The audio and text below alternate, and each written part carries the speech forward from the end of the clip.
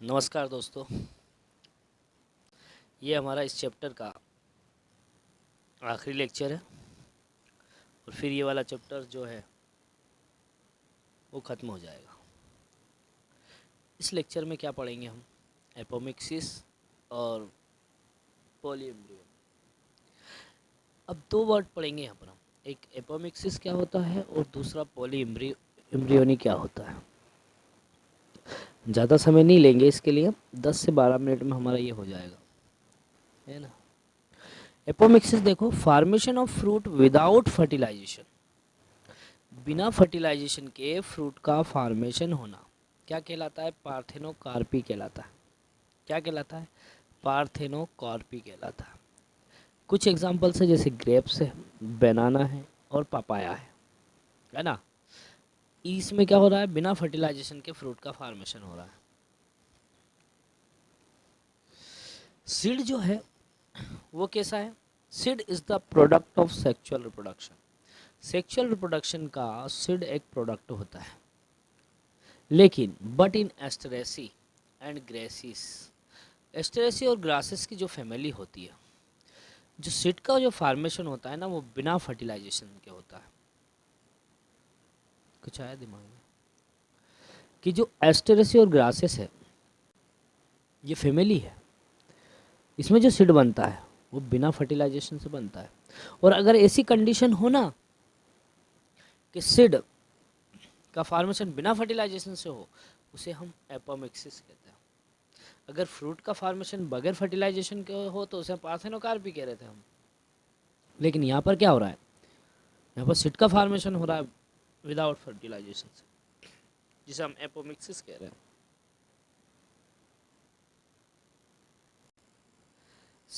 Apomixis seed form by apomixis are called apomictic seeds. ऐसा seed जो apomixis से form होता है उसे हम एपोमिक्टिक सीड कहते हैं। Apomixis is a asexual reproduction. Definitely यही बात है, क्योंकि विदाउट फर्टिलाइजेशन हो रहा है। बिना फर्टिलाइजेशन से सीड का फॉर्मेशन हो रहा है, इसीलिए हम इसको असेक्सुअल रिप्रोडक्शन भी कह सकते हैं। विच मिमिक्स सेक्सुअल रिप्रोडक्शन, जो कि सेक्सुअल रिप्रोडक्शन का एक मिमिक्स है।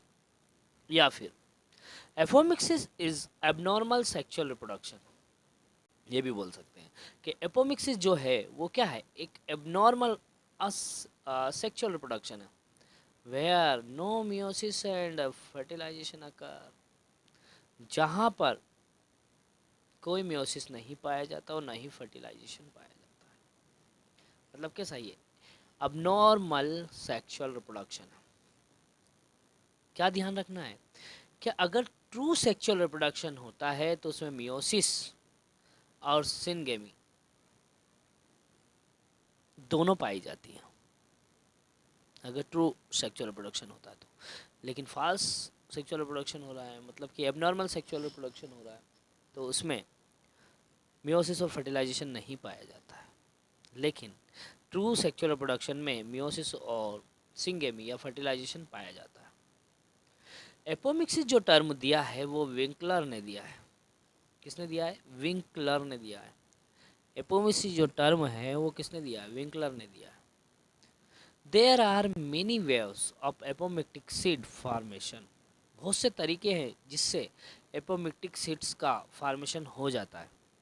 इन सम स्पीसीज, कुछ स्पीसीज जैसे diploid egg cell is formed without meiosis. कुछ स्पीसीज में जो डिप्लॉयड एग सेल है वो बिना मियोसिस से फॉर्म हो जाती है, और ये जो डिप्लॉयड सेल है ये डायरेक्ट क्या फॉर्म कर देती है? एम्ब्रियो फॉर्म कर देती है। मतलब बिना कोई मियोसिस से डिप्लॉयड एग सेल फॉर्म हो जाती है, और फिर बाद में diploid egg cell directly embryo का क्या कर देती है? फॉर्मेशन कर देती है। जैसे नॉर्मली अगर हम बात करते हैं तो ये जो एग सेल है वो हेप्लॉइड है, और ये जो मेल गैमेट है वो भी हेप्लॉइड है। जब दोनों आपस में फ्यूज होते हैं तो जायगोट बनाते हैं। इस कंडीशन को सिनगेमी कहा जाता है, जिसे फर्टिलाइजेशन कह रहे हैं। और ये जायगोट कैसे हो जाता है? डिप्लॉइड कंडीशन में हो जाता है। लेकिन ये जायगोट से फिर क्या बनता है, एम्ब्रियो बनता है। लेकिन बट यहाँ पर क्या होता है एमोपोएक्सिस में, जो डिप्लॉइड एग सेल है, जो डिप्लॉइड एग सेल जिससे डायरेक्टली एम्ब्रियो बन रहा है, इसमें कोई सिंगेमी नहीं पाई जा रही है, ना ही कोई फर्टिलाइजेशन पाया जा रहा है। इससे क्या फॉर्म हो रहा है, इससे डायरेक्टली एम्ब्रियो का फॉर्मेशन हो रहा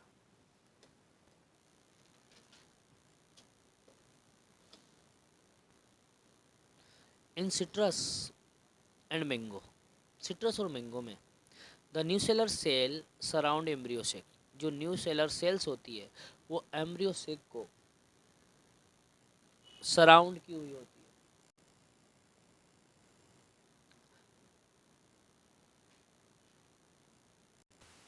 हाँ, तो हम क्या बोल रहे थे कि जो न्यूसेलर सेल होती है वो इस एम्ब्रियो सेक के चारों तरफ सराउंड की हुई होती है, पर किस में होती है, ये सिट्रस और मैंगो में।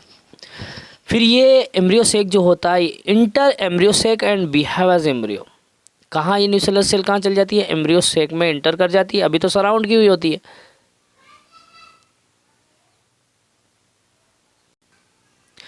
तो अब देखो किसका काम करती है, एक एम्ब्रियो का काम कर रही है ना। Like this single ovule will have more than one embryo, एक सिंगल ओव्यूल में बहुत सारे एम्ब्रियो होते हैं, एक से ज़्यादा एम्ब्रियो होते हैं। When more than one embryo is found in ovule, जब एक से ज़्यादा एम्ब्रियो किसी ओव्यूल में पाए जाते हैं तो उस कंडीशन को पॉली एम्ब्रियोनी कहते हैं। एक बार फिर बता रहा हूँ मैं कि जब एक से ज़्यादा एम्ब्रियो किसी ओव्यूल में पाए जाते हैं तो उसे पॉली एम्ब्रियोनी कहते हैं। पॉली एम्ब्रियोनी क्या होती है, जिसमें बहुत सारे एम्ब्रियो होते हैं। तो ये जो term given by Antony von Leeuwenhoek, poly embryony की जो टर्म दी है वो एंटोनी वॉन ल्यूवेनहॉक ने दी है। Actually embryo form by zygote is diploid, embryo जो है वो जायगोट से पाया जाता फॉर्म होता है, इसलिए यह डिप्लॉयड होता है। लेकिन जो एम्ब्रियो होता है फॉर्म बाय आइदर स्ट्रक्चर में भी हैप्लॉयड या डिप्लॉयड, इसका जो स्ट्रक्चर होगा वो हैप्लॉयड भी हो सकता है या डिप्लॉयड भी हो सकता है। Poly embryony is very common in gymnosperm, gymnosperm में बहुत ही कॉमन होती है पॉली एम्ब्रियोनी, अधिकता देखने को मिलती है जिम्नोस्पर्म में। But poly embryony is also found in new angiosperms like citrus and mango. लेकिन जो एंजियोस्पर्म्स होते हैं ना, कौन, जैसे सिट्रस है या मैंगो है, उनमें पॉली एम्ब्रियोनी पाई जाती है। Embryo can also be formed other than zygote, embryo जो है जायगोट के अलावा भी फॉर्म हो जाता है। जायगोट कैसे होता है, डिप्लॉयड होता है, तो एम्ब्रियो भी डिप्लॉयड होता है।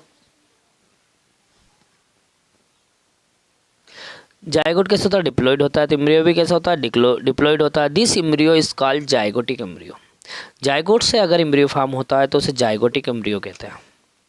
Embryo can be form by synergids, अब देखो किस किस से एम्ब्रियो फॉर्म हो सकता है, आपने कभी नहीं सुना होगा ऐसा, है ना, पर देखो किस किस से फॉर्म हो सकता है। ये एम्ब्रियो सिनर्जिड्स के द्वारा फॉर्म हो सकता है। सिनर्जिड्स कहाँ पाई जाती है, देखो ये न्यूसेलस के साइड्स में पीछे की तरफ एंटीपोडल्स होते हैं, बीच में सेकेंडरी न्यूक्लियस हो रहा है, ये सिनर्जिड्स होते हैं, ये जायगोट होता है। तो एम्ब्रियो जो होता है वो इस सिनर्जिड्स से फॉर्म भी हो सकता है। जब ये सिनर्जिड्स से फॉर्म होता है तो एम्ब्रियो कैसा होता है, हैप्लॉइड होता है। जब ये एंटीपोडल से फॉर्म होता है तो एम्ब्रियो कैसा होता है, हैप्लॉइड होता है। और जब ये न्यूसेलस से फॉर्म होता है, ये न्यूसेलस से फॉर्म होता है तो एम्ब्रियो हो जाएगा इस बार डिप्लॉइड, न्यूसेलस या इंटेगुमेंट, ये इंटेगुमेंट है, इससे भी एम्ब्रियो फॉर्म हो जाता है, जिसे ये डिप्लॉइड होते हैं। न्यूसेलस से भी एम्ब्रियो डिप्लॉइड होते हैं, लेकिन एंटीपोडल से कैसे होते हैं, हैप्लॉइड होते हैं। जायगोट से डिप्लॉइड होते हैं, ठीक है, और सिनर्जिड से हैप्लॉइड होते हैं। तो हैप्लॉइड किस किस से होते हैं, एंटीपोडल से होते हैं, सिनर्जिड से होते हैं, बाकी सबसे कैसे होते हैं, डिप्लॉइड एम्ब्रियो होते हैं। तो ये जो स्ट्रक्चर है ना, ये ओव्यूल का है। और फिर जैसे ही एम्ब्रियो फॉर्म होता है उसके बाद ये सीड का फॉर्मेशन कर देता है। ओव्यूल जो है फर्टिलाइजेशन के बाद सीड का फॉर्मेशन कर सकते हो, जिसमें बहुत सारे एम्ब्रियो पाए जाते हैं। Hybrid seed, many vegetables and food crop are cultivated by using hybrid seeds. बहुत से वेजिटेबल्स और फूड्स जो होते हैं वो इन हाइब्रिड सीड्स के द्वारा ही कल्टिवेटेड किए जाते हैं। जो आजकल देखो आप हाइब्रिड सीड का ही यूटिलाइज़ किया जाता है अधिकतर। तो उन्हीं से ही क्रॉप जो वेजिटेबल या फूड मार्केट में जो भी आ रही है ना, वो सभी हाइब्रिड सीड से आ रही है।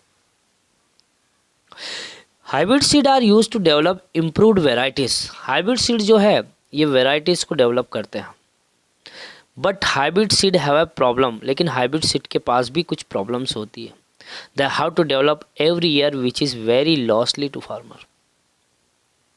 ये एक दिमाग ये आया हम कि भैया हर साल अगर उसी को आप डेवलप कर रहे हो तो उससे लॉस भी हो रहा है। पर क्यों ऐसा क्यों हो रहा है कि जो द हाइब्रिड सीड वेन सो, जब हाइब्रिड सीड को आप बोते हैं तो इसके जो प्लांट्स होते हैं वो प्रोजेनी कहलाते हैं। In which character are segregated, इनके कैरेक्टर अलग अलग हो जाते हैं। Due to which improve varieties are not produce, इसकी वो वेराइटीज़ जो है वो इम्प्रूव नहीं हो पाती। So if these hybrid seed are produce by apomixis, इसलिए इन हाइब्रिड सीड को एपोमिक्सिस के द्वारा प्रोड्यूस किया जाता है। तो the character will not be segregated and they can be use by farmer year after year. तो जिसके कारण ये कैरेक्टर सेग्रीगेट नहीं हो पाते, जिसके कारण फार्मर साल दर साल इसका यूज करते आ रहे हैं। और एक और चीज़ मैं आपको बता दूं कि ये जो हाइब्रिड सीड होते हैं आजकल अगर कहा जाए ना तो मैक्सिमम इन्हीं सीडों का उपयोग किया जाता है। इससे क्या हो रहा है, क्वांटिटी तो बहुत ज़्यादा हो रही है, प्रोडक्शन बहुत ज़्यादा हो रहा है, लेकिन क्वालिटी बहुत कम हो रही है ना। तो ये हमारा चैप्टर का लास्ट लेक्चर था। हमारा ये फर्स्ट चैप्टर कंप्लीट होता है और हमारा फर्स्ट चैप्टर का नाम है sexual reproduction in flowering plant. बहुत जल्द हम सेकंड चैप्टर लेकर आएंगे, तो आप इंतज़ार कीजिए। उस सेकंड चैप्टर में है sexual reproduction in human beings, जो बहुत ही इंटरेस्टिंग है और आपको अच्छा भी लगेगा। ठीक है, सो